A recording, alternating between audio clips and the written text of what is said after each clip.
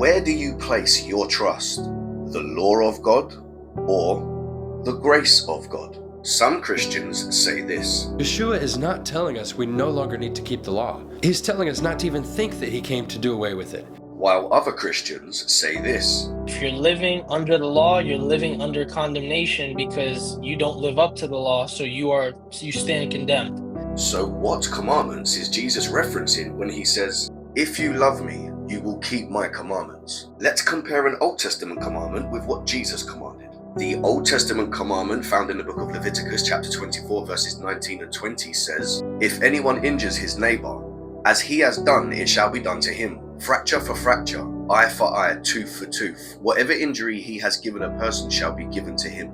But Jesus says this in Matthew chapter 5 verses 38 through to 39. "You have heard that it was said, an eye for an eye and a tooth for a tooth. But I say to you, do not resist the one who is evil.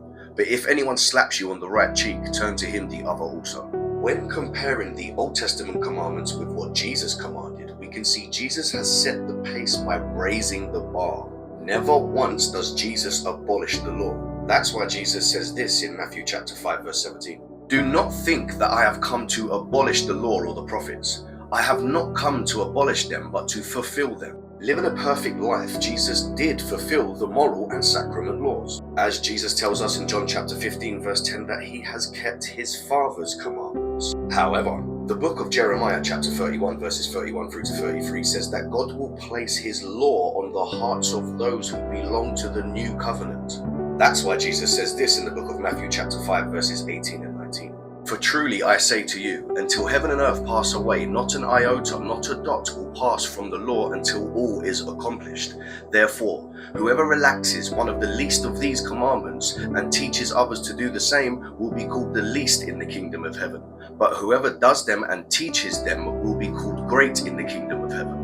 I haven't yet met a Christian who disagrees in objection to any of the 10 commandments. Yet I've also never met a Christian who can successfully keep the law while living out a perfect sinless life. That's why we're told this in the book of James chapter 2 verse 10. "For whoever keeps the whole law but fails in one point has become guilty of all of it."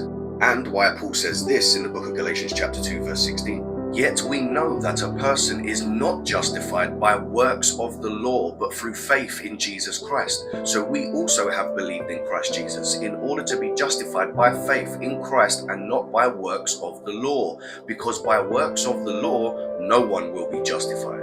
Though a follower of Christ will instinctively agree with the law having it written on their hearts, it's your faith in Christ Jesus that justifies you.